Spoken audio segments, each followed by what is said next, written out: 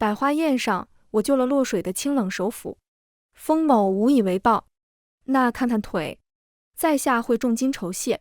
我想看看腿，鄙人欠姑娘一个人情，所以可以看看腿吗？自此京城人人皆知，温家的憨傻小姐缠上了金贵首府。皇帝赐婚那天，风素冷着脸夸我好手段，后来他还是应下了这门婚事。算了，你这样傻，旁人也不会要你。却意外看到太子拿糖哄我。绵绵，想不想玩话本中的作？大家好，欢迎收看皮皮听书。风速落水了，听到消息，我呲溜一下扎湖里，生怕晚旁人一秒。等把他拖上岸，围观的闺秀们捂着脸跑开。风速穿着青衣薄纱，此刻他浑身湿透，胸前半场。上了年纪的妇人却看得津津有味，我也看得津津有味。可嗨嗨，谢温二小姐搭救。风某无以为报。他拱手答谢，声音清冽。风速生了一副好皮囊，深邃的眸，微蹙的眉，还有勾人的桃花眼。我托腮往他腰腹下瞧去，那看看腿。他正愣住，眼尾红至轻颤，脸色微微发白，随即改了口：多谢姑娘，在下会重金酬谢。想看看腿。我急得挠屁股，他那青衣薄纱粘在腿上，隐约能瞧出一些轮廓。风素耳尖忽地泛红，紧抿着唇。那算鄙人欠姑娘一个人情。可以的。我点头，人情好，姨娘说过，人情是世上最贵的东西，我喜欢贵的。他擦擦额头上的水珠，似乎还悄悄松了口气。我的视线依旧定格在那双腿上。所以能看看腿吗？他瞪大双眼，不可置信。你，半天才恶狠狠吐出2个字：不行。我垂下眸子，有些委屈。不给看就不给看嘛，那不看腿了。嘿嘿，我能看看腰吗？扑通，风速开心的晕倒了，而我激动的跑了10里地。姨娘说过，一个男人肯为一个女人倾倒，就是喜欢，晕倒也是倒。所以说，风速他喜欢我。我乐巴巴跑回家，告诉爹爹这个喜讯。爹爹，我要有夫君了。他喷出一口茶，大概也是激动坏了。什么夫君？哪里来的？我从水里捞上来的，好大一个夫君，俊俏得很。他听完眯着眼笑。绵绵莫要逗爹爹。爹爹竟然不信。见他还在笑，我急得原地打转。风速，我的夫君叫风速。听完我英雄救美的故事后，爹爹猛然起身，茶杯落地，腰间肥肉颤颤巍巍。完犊子喽！温绵绵，你可真是我的好女儿。我嘿嘿一笑。爹爹，你莫要夸我。他忽然从背后掏出鸡毛掸子，语气严肃。哪个要夸你？小兔崽子，我打不死你。我跑得吱哇乱叫，爹爹在后面追得吱哇乱叫。远远看见长姐过来，我赶忙扑她怀里。长姐救我。长姐护着我，不断讨饶。爹爹，绵绵还小，她还是个孩子啊。再者说，救命针，看看腿怎么了？封首府不免太过小气。爹爹大声咆哮：你们就娇惯他吧。不多时，我跪在了祠堂，苦思冥想，我也想不明白。我如此机灵聪慧，都能自己找夫君，爹爹为什么还要打我？绵绵委屈，绵绵想哭，比被人叫傻子还难受。从小到大，外人都说我傻，其实我一点都不傻。我知道夫君得挑模样好的，因为姨娘曾经说过，肩宽胸厚、腰细腿长的俊俏夫君是稀罕物，必须先下手为强。我问姨娘，怎么下手，怎么强？她摸摸我的头，笑出声：绵绵长大就晓得了，放心，姨娘会帮你。后来我长大了，姨娘却成了小小的木牌。闭眼前，她的声音断断续续：要找俊俏的、细腰长腿的、疼人的夫君，我的绵绵要一生安康。我鼻涕眼泪呼一脸，绵绵记下了。几集后，我便开始期待细腰长腿，能陪我玩，给我买好吃的，会哄我睡觉的夫君。没想到我温绵绵运气如此好，赴个宴的功夫就碰到了风速。他如同画本子里迷惑人的男妖精，勾得我七荤八素。在祠堂里是睡不安稳的，我却做了梦。梦里风素拉起我的手，引着我摸她，一身红衣，眼波流转。绵绵，腰细不细？腿长不长？我甜甜的笑了。第二天，爹爹押着我到封府赔罪。首府大人，是下官教女不严。我这女儿有点憨傻，您大人有大量，不要同她计较。想起昨晚那个梦，我心里痒痒的，偷偷抬眸瞧她。风素端坐着，面无表情，好高冷的夫君。他淡淡开口，温大人可知外面把我和温二小姐传成什么样了？爹爹拿帕子擦汗，谣言而已，大人不必放在心上。风素把扇子捏得滋滋作响，眼眸上挑。他们都说百花宴会，温二小姐英雄救美，首府大人知恩图报，当场给温二小姐露大腿。二人情意绵绵，毫无顾忌，看腿看得不知天地为何物。我猛地站起来，愤愤不平。不是这样的，他们胡说。爹爹眼含热泪，朝我投来欣慰的目光。对，一切都是误会，小女不是这样的人。我骄傲地抬起小脑袋，他根本没给我看腿，连腰也不给看，小气鬼。只见我爹摇摇欲坠。瘪犊子玩意，温绵绵，你真是好样的。我爹晕过去了。回府后，长姐问我宴会上是不是做了对不起温素的事。我挠挠头，羞涩一笑，没有，他腿不给看，腰不给看，其实我更想看他的胸，估计也不给看。长姐一把捂住我的嘴，我的小祖宗，你真大胆，看看腿就行了，那可是风素，一人之上万人之下的首府，咱们温家可得罪不起。现在整个京城都在传，你当众轻薄了首府，污了他的清白。绵绵，你的名声可怎么得了？长姐心疼得直掉眼泪。我手足无措，呆愣愣的。长姐，绵绵是不是做错了？她挤出一丝笑。不要担心，绵绵，我们都会护着你。短短几日，谣言越来越离谱，说我和风素在百花宴上颠鸾倒凤，不知天地为何物，甚至传到了宫里。皇帝听了稀奇，唤我和风素进宫。都说你是个傻的，朕不认同，能看上朕的首府，说明你眼光不错。绵绵，想不想每天都看腿啊？上头高坐的黄袍哄着问我。风素喉结滚动，耳朵红红的，面容俊俏，身姿如玉，我有些看吃了。想的，我诺诺回答，惹得皇帝一阵发笑。出来的时候，我手里多了道赐婚圣旨。风素脸色陡然变冷，红至褪色几分，她用手指重重戳我额头，戳得生疼。温绵绵，你当真好手段，可我风素不会要一个傻子。风素生气了，我只好早起买了全京城最贵最香甜的糕点。以前长姐便是这样哄我的。糕点吃完了，气也就消了。风素刚出糕点铺，便瞧见她的马车，一身玄衣穿在她身上，好看得紧。我把糕点递到她眼前，好吃的，很甜。她蹙眉，温绵绵，你还是小孩子吗？马车里突然传出讥笑，让他上来吧。一声威严压在我头顶。上了马车，才知风素今日要护送长公主和她的女儿安宁郡主到大罗寺祈福。安宁郡主同我一般大的年纪，明艳娇贵。她伸手在我脸上摸了一把。咦，母亲，她有酒窝哀，好可爱。长公主看了我良久，到了大罗寺，长公主领着安宁郡主上香，我则躲在风素后面，她走一步，我跟一步，踩着她的影子。温绵绵，别闹了行不行？她的声音又冰又冷，带着怒意。我瞅准时机，把一块桃花糕塞她嘴里。你，手指不小心碰到她的唇，又软又滑，凉凉的。她身子猛然一颤，眼尾泛红，嚼啊嚼，捶着胸，狠狠咽了下去。好吃吗？还不错，就是有点噎。我喜出望外，吃了糕点，她应当不会生我气了。寺里的主持赶来，为长公主和郡主祈福解怨。母亲，太子哥哥何时回京？女儿已经及笄，该嫁人了。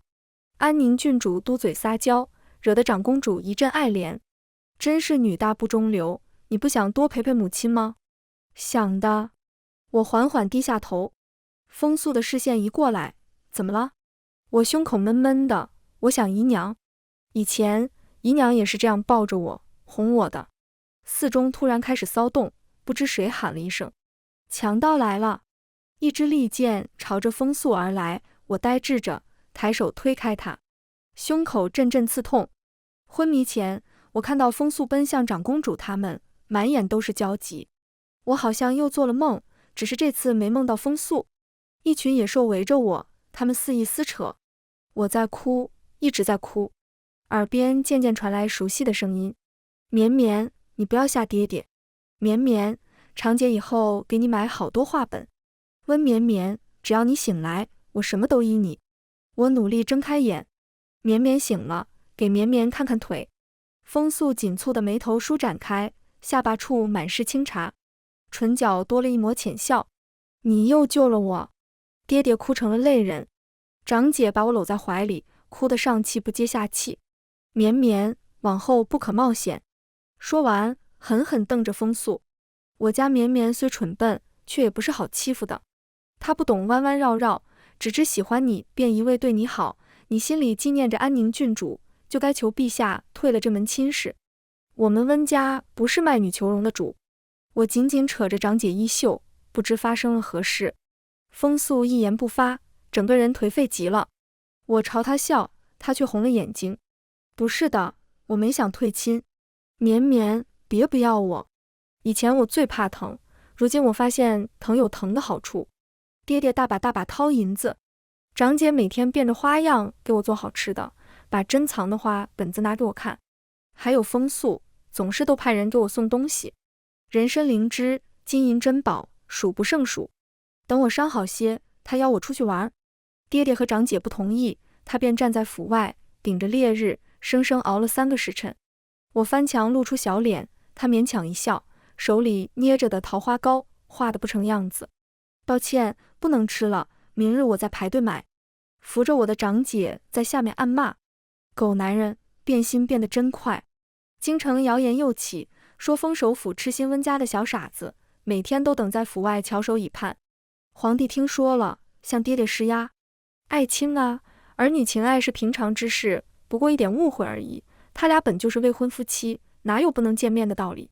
风素带我去看了城外的桃花，他喂我吃桃花糕，他喂一个，我吃一个，全然没有之前的冷冰冰。我好奇问他：风素，你现在怎么对我这么好？他的手一顿，释然笑着：绵绵，我同你讲个故事吧。他的故事其实和长姐讲的大差不差，就是小时候的安宁郡主救了小时候的风素，也是从水里捞出上来的。他眸中带笑，一向平淡的眼底染上温柔。他的恩情，遇刺那天我已经报了。绵绵，往后我不会再抛下你。长姐问我喜不喜欢风素，如果不喜欢，温家可以去退亲。绵绵，虽说风素是报恩，可……长姐急得直跺脚。可那日他就这样抛下你，真的很气人。长姐絮絮叨叨同我讲了很多，还说起小时候我俩偷偷出去玩，结果他把我丢了的事。当时你浑身湿透，可吓死我了。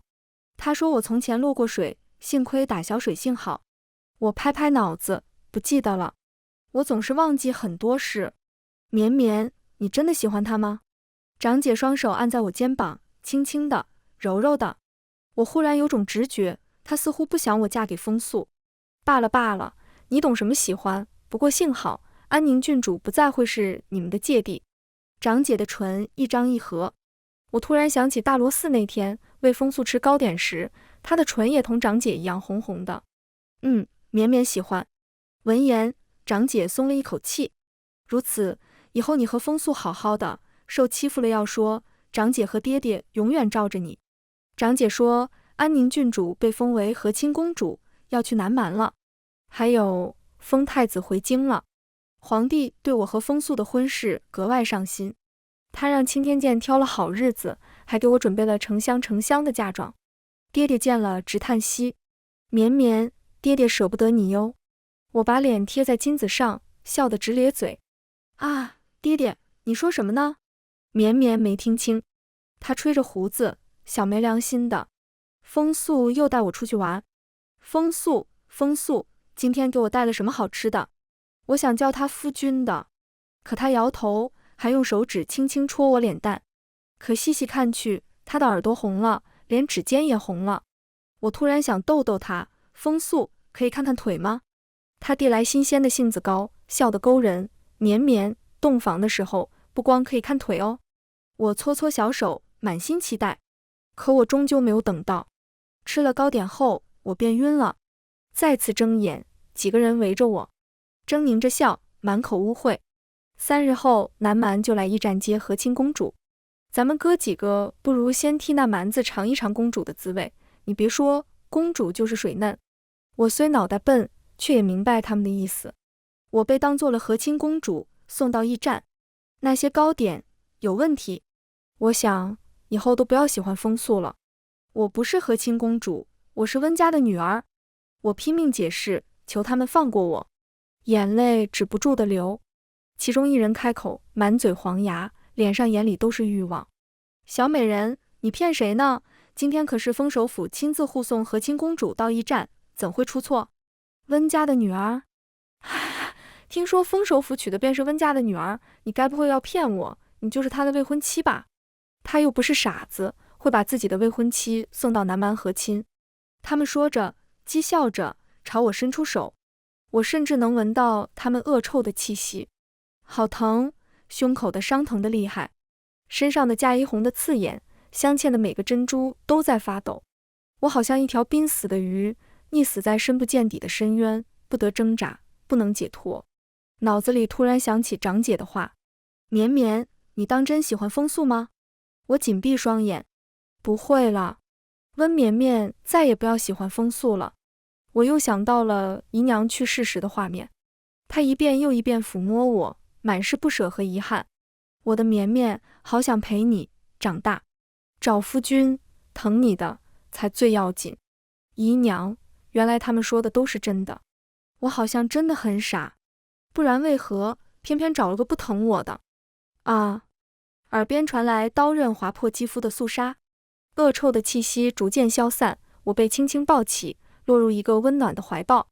对不起，我来晚了。我不认识这个声音，却贪恋他的气息。虽然他的身上有股浓烈的血腥味，但他是安全的，可靠的，是我如今唯一能抓住的。我把自己缩成小小的一团，小心翼翼地讨好。谢谢，绵绵，谢谢你。绵绵的爹爹有银子，会送你好多好多银子，别丢下绵绵。我紧紧抓着腰带，害怕下一秒这人会弃我而去。别怕，没事了。他声音沉闷，有些抖，带着微微怜惜，是爹爹和长姐心疼我时会露出的那种怜惜。我想他们了，想回家。我患了风寒，浑身烫得厉害，瘫在锦床上。小姐，奴婢为您。刚张开嘴，侍女手中的汤药被男人夺走。我来。汤药苦涩，难以下口。我忍着吞了一勺又一勺，垂着眸子不敢抬头。忽地嘴里被塞了一块糖，甜滋滋的。我记得你一贯不喜欢吃苦的，在我这里你不虚忍，想要什么都可以。为何不抬头，像个小鹌鹑？你怕我？我连忙摆手，嘴里吃着糖，含糊不清地解释：没有没有，恩人声音都是温和的，一定是好人。你救了我，我自是不怕的。一点点抬眸，才看清他的脸，俊美的容颜浑然天成，眉宇间都是温柔，唇角是勾着的，柔和清润，眼睛也是会笑的，像画本子里普度众生的如玉仙子。除了左脸那道长长的疤，他修长的手指摩挲着疤痕，有些失落，是丑陋了些。我把头摇得像拨浪鼓，不，恩人的疤痕不丑，你好看的比我见过的所有人都好看。他眼眸弯弯，被逗笑了。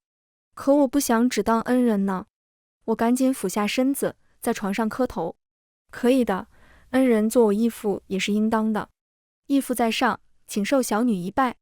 他扑哧笑出声：绵绵，你机灵得很。除了爹爹长姐，他还是第一个夸我机灵的。我说想回温府，他不说话，手指在桌上扣着。你先在此养病，晚些时候我带温府的人来。我感激涕零，见他要走，伸手扯住他衣袖。不知恩人身份，我好报答。他回头朝我笑。周时安，他们都唤我一声太子。我的手僵在半空。周时安，长姐曾经说过，那是大周太子，一个嗜血的疯子。我又变成了鹌鹑，缩在屋里不出来，数着手指头，等爹爹长姐来接我。周时安见了我这副模样，笑得茶杯都拿不稳。绵绵，我这里有洪水猛兽吗？我想说没有，真正的洪水猛兽我已经见识过了。我现在只想回家。绵绵，长廊的尽头站着2个熟悉的身影，是爹爹和长姐。我哭着跑向他们，肆意宣泄难过的情绪。爹爹长姐，绵绵是笨蛋，让人给骗了，呜呜呜。回家，绵绵想回家。爹爹流着泪向周时安拱手，多谢太子殿下。回温府后，我睡了3天3夜。等我醒来，长姐告诉我，爹爹进宫了。风素小人，竟敢为了安宁公主害你，我们温家吞不下这口气。绵绵，你受苦了。我搬个小板凳，在院子里等爹爹。等啊等，没等到爹爹，却等到了一个我不愿意见的人。绵绵，他俊美的脸无比苍白，眼底乌黑，眸子布满血丝，眼尾的那颗红痣暗淡无光。绵绵，对不起，我以为一战无事的，一天只需待1天，等把安宁藏好，我便回去接你。他说安宁实在怕和亲，长公主便出了这个主意，找个年龄身形相似的，先送到驿站，在暗中把安宁送走。绵绵，我没想到那几个人胆大包天，终究是我对不住你。他摇晃着身子，颓废不堪，仿佛我说一句重话，便能将他击溃。绵绵，以后没以后了。我咬着唇，直直盯着他。风素，我们没以后了，我不愿嫁你了。他愣愣地站着，身子埋在落日的影子里，眼眶通红，整个人写满了落寞和绝望。不可以的，绵绵，不可以退婚。我喜欢你。长姐带着小厮过来，气势汹汹。好你个风素，正门不让进，便翻墙过来。我们绵绵因为你受了多少苦，不要脸的东西，还敢过来求绵绵。来人，给我狠狠打，打死了算我的。不要脸的玩意，恶臭脏烂的货色，口口声声说喜欢绵绵，那为何要伤他？还有脸提婚事？告诉你，没门。爹爹回来时，手中拿着退婚书，旁边站着周时安。他拿了一摞画本子，不知怎的，他在府里住下了。爹爹说是感谢救命恩人，长姐却支支吾吾不说话。我又回到了以前的样子，白天肆意玩乐，晚上偷摸看画本。爹爹长姐说我心大，周时安却只是笑，那温柔的笑似乎能把我看透，看透我拙劣的伪装。我不是心大，只是不愿回忆。他脸上有道长长的疤，我心口好像也长了条长长的疤。一个人呆着的时候，想到那些疤痕便会作乱，扯得我生疼。周时安时常陪我看画本，他看得很快，我却要一页一页认真看。他看完了，便耐心等着我将那一页看完。翻到英雄救美的情节，我紧张地握起拳头，心头微微刺痛。他就将画本扔出去老远，没意思，还没我写得好。我挠挠脸，非常惊讶，太子殿下会写画本。他抬手，几名侍卫搬来一个箱子，里面满满当当都是。见我惊得合不上下巴，他神情骄傲，无聊时的消遣而已，不值一提。我像乌龟般扒在箱子上，那都送我好不好？他眉眼弯弯，一举一动贵气十足。那绵绵也要送我你的东西。我连连点头，礼尚往来，应该的。晚上我又做了噩梦，梦到驿站那天没有周时安，梦到我还是嫁给了风素。刚开始他联系我说对不住我，一切都是他的错。后来他开始躲我，不愿见我，讨厌我的触碰。梦中的我总是在哭，哭瞎了双眼。梦到了姨娘，她在一个陌生的地方，同我一样，一直在哭。梦醒了，我吓得冲出去，在院子里狂奔。路过周时安住处，听到了细碎的呜咽，听到他的声音，我莫名心安。扒开一条门缝，我往里看去，只见他拿着我送的兔毛披风，喉结不断滚动。我吓得一屁股坐地上，哇哇大哭。这样的周时安好可怕。他急匆匆出来，神情慌张，叹息一声，慢慢俯下身子，擦掉我的眼泪，嘴角勾起一抹苦笑。还是让你发现了，绵绵，往后莫把我当恩人了。旁的恩人可不会像我这样，满心都是觊觎。再次见风素，是在皇帝的寿宴上，他瘦了很多，脸色苍白，眼眸耷拉着，再无之前的意气风发，眼睛被身旁的人捂住。周时安凑到我耳边，别看脏东西，晚上容易做噩梦。嗓音低哑深沉，一如那晚。我讷讷点头，不看，绵绵不看。风素拖着身子，距我3步远时停了下来。绵绵，对不住，那天在温府外我没有护住桃花糕，如今我也没有护住你。我竟被所谓的恩情冲昏了头脑。我直视他，一字一句，可是风素，我也救过你的。他突然大笑，笑着笑着，咳出一口血，踉跄着后退，眸中尽是悲凉。宴会过半，皇上突然唤我上前，我刚要起身，手指被勾住。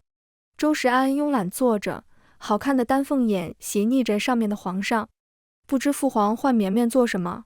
皇上没好气地说，朕没有公主，绵绵乖巧懂事，朕想认她做义女，封为公主。不等我反应，一个人跳出来大声叫骂。上月，安宁公主被周时安的人押送到了南蛮，偷换和亲对象一事，却在长公主的胡搅蛮缠下不了了之。我的女儿在南蛮受苦，你却要封一个低贱的傻子为公主，皇兄，你有没有考虑过我的感受？皇帝阴沉着脸，你给我出去，再胡搅蛮缠，当心我治你的罪。长公主愣怔着，不可置信，皇兄，你竟然凶我？你从来没凶过我，10几年前我把唐月送去南蛮的时候，你都没凶我。温绵绵她一个南蛮孽种，凭什么当公主？唐月是我姨娘的名字。耳朵被一双修长的大手缚住。绵绵，别听，可已经晚了。我好像都知道了，原来我姨娘当初要嫁的是长公主的驸马，却被长公主暗害，替她去南蛮做了和亲公主。事情败露后，姨娘被接回，神情恍惚。爹爹是姨娘的表兄，同夫人商量后，纳了姨娘，保住她的名声，也保住她肚子里的我。原来爹爹不是我的爹爹，长姐也不是我的长姐，我是南蛮人的后代，一个孽种，是活生生的摆在姨娘眼前的不堪往事。陈年往事被揭开，大臣们面面相觑。长公主指着皇上的鼻子骂，别忘了你的皇位是如何得来的，要不是我，你能安安稳稳坐着？以前要我和亲，现在还让我的安宁去，凭什么？我生来富贵，凭什么要去那种下贱之地？唐月哪里比我好？为什么偏受这么多人喜欢？就连我的驸马也对他念念不忘。哈哈哈！当日在马车上，我一眼便认出是他的孽种，他们母女真像啊，长得像，都是一样的傻。既然是南蛮的孽种，就应送回南蛮，送给他的叔伯父兄，让他们去受用。哈哈哈！皇兄，你竟然想让一个孽种当公主，怕不是愧疚吧？笑话，你这样的人也会愧疚。我当初给皇后下毒，你也不是轻易放过了我，又怕这个疯太子，所以把他送得远远的。皇兄，你有时对我真好，有时却恨不得我死，你究竟把我当什么？长公主疯了。皇上一脸阴霾，周身透着凉意，目光阴狠。绵绵拿着，手中多了一把利剑。周时安牵着我的手，朝着长公主刺去。皇兄救我！皇上大手一挥，隐藏的暗卫跳出来。可周时安动作更快，等暗卫赶过来，利剑已经插在了长公主的胸口。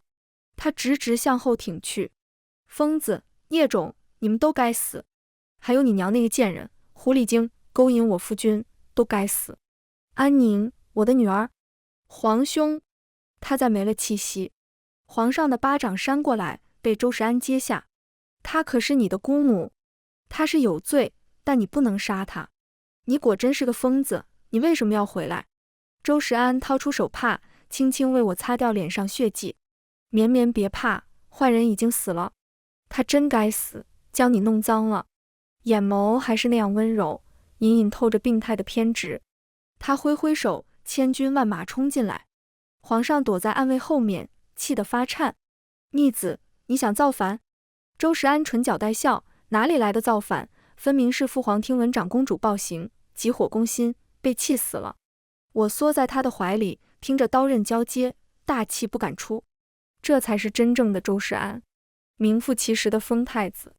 他轻轻抚摸我的后背，语气受伤：绵绵，你在怕吗？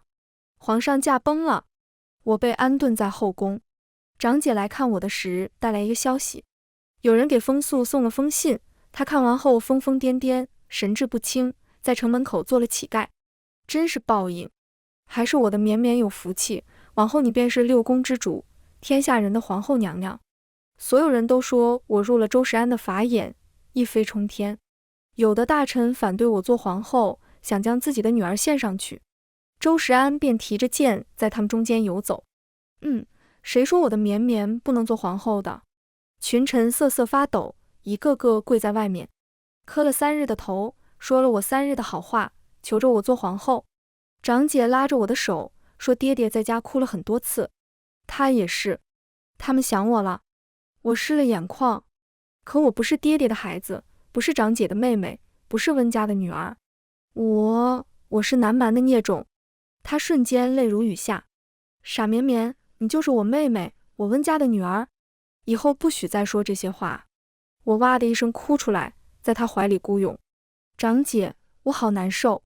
夜里我梦到了姨娘，她笑得慈祥甜美，为年幼的我梳发。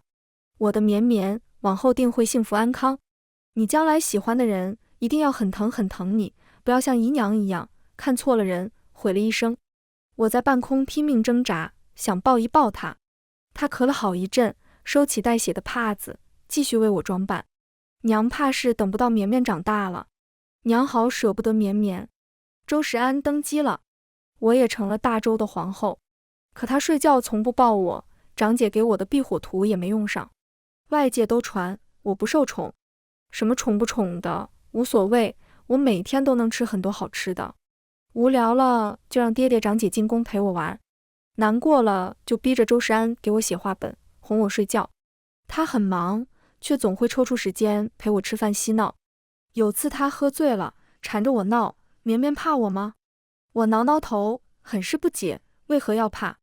他贴上我的额头，似乎狠狠松了一口气，说我想多了，绵绵是最纯真的人。长姐便是这样说我，太过纯善，喜欢一个人便会用尽力气去喜欢。她说绵绵很勇敢。她又在我怀里撒娇，告诉绵绵一个秘密，风素的那封信是我送的。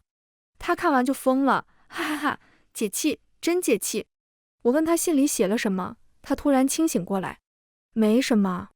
我追着问，她眼底的笑变了味道。绵绵，要不要玩画本里的作作作？